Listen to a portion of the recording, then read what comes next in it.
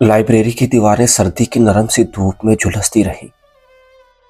نازنین خاموشی سے اس کے مبہم سے جواب پر اسے دیکھنے لگی تھی۔ اسے وعدوں کے ٹوٹ جانے سے خوف آتا تھا، لیکن کیوں؟ کیا اس سے کوئی وعدہ ٹوٹ گیا تھا یا کسی وعدے کے ٹوٹنے کی چھنکار اس کی سماعت کا حصہ بننے لگی تھی؟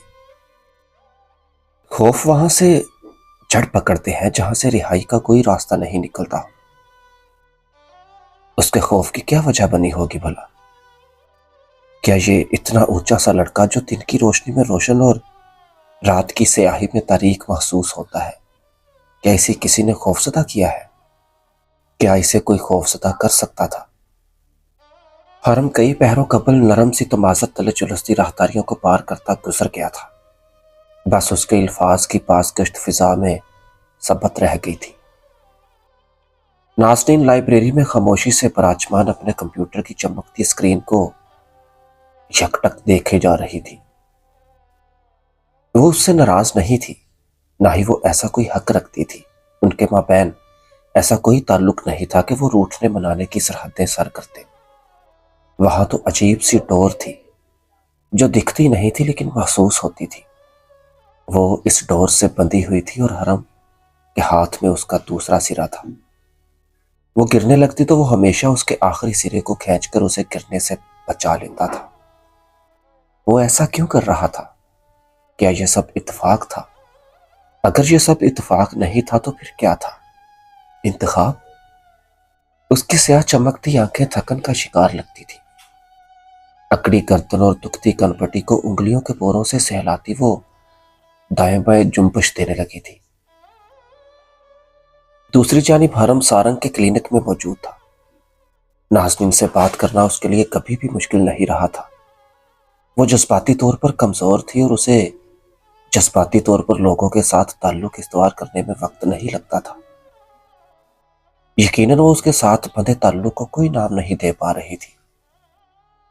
اسی لیے نہیں کہ ان کے مابین کوئی رشتہ نہیں تھا، اسے بس حرم کی جانب سے کچھ اس طرح کے جھٹکے ملے تھے کہ وہ الجھ گئی تھی۔ اس کے اینڈ پر راستہ صاف تھا، لیکن نازنین کے اینڈ پر واقعتاً بہت سی الجھنیں پنپ رہی تھی۔ وہ ان سب کو ختم کرنا چاہتا تھا، لیکن وہ کیسے ختم کرتا؟ کیا اسے نازنین کو بتا دینا چاہیے کہ وہ یہ سب کیوں کر رہا ہے؟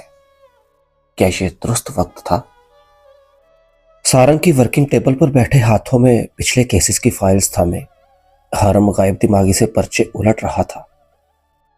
سارنگ دوسری جانب کسی کلائنٹ سے محو گفتگو تھا۔ وہ فارغ ہو کر اس کی جانب پلٹا، لیکن اسے حرم دور کسی گہری سوچ میں غرق محسوس ہوا تھا۔ اس نے اسے بغور دیکھتے ہوئے ہاتھ میں تھاما چارٹ آہستہ سے ٹیبل پر رکھا تھا۔ کیا ہوا؟ اس کے پوچھنے پر وہ چونکے بغیر گہرا سانس لیتا ہوا سیدھا ہو بیٹھا۔ ہاتھ میں تھامی فائل اب تک آدھی جول رہی تھی۔ وہ اس کی جانب متوجہ ہی نہیں تھا۔ نازنین سے ہر ملاقات کے بعد تم اتنے گمسم کیوں لگنے لگے ہو؟ اب کہ وہ چونکا تھا، سارنگ کی جانب بری آنکھیں پھیری۔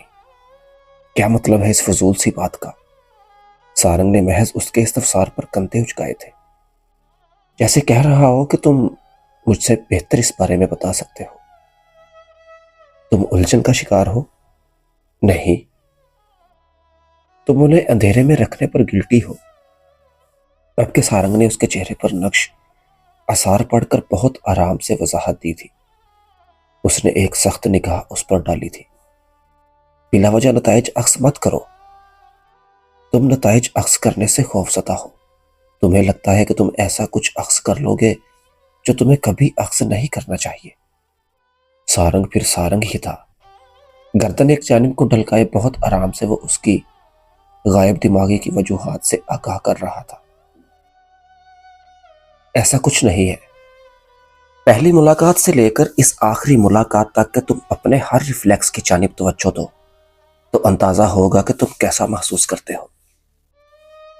تم انہیں اندھیرے میں رکھنے پر شرمندگی محسوس کرتے ہو۔ تم انہیں سب کچھ بتانا چاہتے ہو، لیکن تم انہیں نہیں بتا سکتے کیونکہ یہ ان کے لیے خطرناک اور تمہارے لیے کٹھن ثابت ہو سکتا ہے۔ تم اس سارے جنجال سے خود کو آزاد کرنا چاہتے ہو۔ لیکن پھر بھی کچھ ہے جو تمہارے اس سارے رد عمل کے بعد تمہیں مزید الجھا دیتا ہے۔ شاید بچپن کی مٹی مٹی سی تکلیف دہ وہ یادیں، کچھ نہ کر پانے کا خوف، یا پھر انسیت۔ تم ان سے جڑے تعلق کو انسیت کا نام دینے سے گھبراتے ہو۔ تمہیں کسی بھی انسان سے تعلق استوار کرتے ہوئے اپنے حالات کو مد نظر رکھنا پڑتا ہے۔ تمہارا استوار کیا ہر تعلق تمہارے کام پر اثر انداز ہوتا ہے، اسی لیے تم وہ لمحے بھر کے لیے ٹھہرا تھا۔ حرم چپ چاپ ہاتھ میں تھامے ان صفحات کو تک رہا تھا، اسی لیے تم اپنے کام اور اپنے احساسات کو الگ الگ رکھنے میں ہلکان ہو رہے ہو۔ در حقیقت تم حرم کا سامنا کر رہے ہو۔ تم شوٹر ہو لیکن تم حرم بھی تو ہو، سمجھو اس بات کو۔ شوٹر جذبات سے آری اور حرم جذبات کا پیکر ہے۔ ایک خالی ہے اور دوسرا اپنے بوجھ تلے ہی دب رہا ہے۔ بہت بے رحمی سے کام لیا گیا ہے تمہارے ساتھ۔ تمہیں کام دینے سے قبل بہت باریکی سے تمہاری شخصیت کو سامنے رکھا گیا ہے حرم۔ جانتا ہوں، لیکن اس کے علاوہ ہمارے پاس کوئی راستہ نہیں ہے۔ نازنین کی زندگی اور ان کی امانت میری ذمہ داری ہے۔ حالات بگڑنے سے قبل مجھے وہ کاغذات ڈھونڈنے ہیں۔ سارنگ نے گہرا سانس بھرتے ہوئے سر اس بات میں ہلایا تھا۔ آخر وہ اس کا دوست بھی تھا۔ وہ اسے خوش دیکھنا چاہتا تھا، لیکن ایسا نہیں ہو رہا تھا۔ ایسا کبھی ہوا ہی نہیں تھا۔ تم نے فیملی ڈاکٹر کے بارے میں بات کی گھر والوں سے؟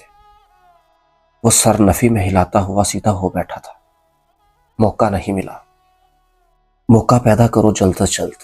جاوید اور مبین انصاری کی مسٹری سالو کرو، ہمارے پاس وقت اتنا نہیں ہے۔ رمیز نے یقیناً کچا کام نہیں کیا ہوگا سارنگ۔ ڈاکٹر سے سچ اگلوانا ہمارے لیے ممکن ہو سکتا ہے، لیکن وہ تبدیل شدہ رپورٹس، وہ ہمیں ملنا بہت مشکل ہے، اور محض ڈاکٹر کی تفصیل پر ہم یقین نہیں کر سکتے۔ ہم نہیں جانتے کہ رمیز نے وہ قتل کیے بھی ہیں یا پھر یہ سب ہمارا وہم ہے۔ سارنگ اس کے سامنے براجمان مٹھی لبوں پر جمائے اسے سن رہا تھا۔ وہ ٹھیک کہہ رہا تھا۔ ثبوتوں کی عدم موجودگی ان کے کسی بھی کام پر دلیل نہیں ہو سکتی تھی، لیکن ڈاکٹر تک پہنچنا ایک لیڈ ہو سکتی ہے اس کیس کی گتھیاں سلجھانے کے لیے۔ ہمیں کچھ نہ کچھ تو کرنا ہی ہے۔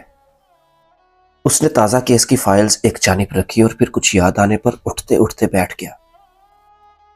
زاویار کے اپارٹمنٹ کی سی سی ٹی وی فوٹیج کا کیا بنا؟ سارنگ اس کے سوال پر کھنکار کر سیدھا ہو بیٹھا تھا۔ حرم، ہم محض اس فوٹیج کو بنیاد بنا کر اس پر اتنا بڑا الزام عائد نہیں کر سکتے۔ حرم کے ابرو اگلے ہی پل تن سے گئے تھے۔ اس کی آنکھوں میں سختی سی اتری تھی۔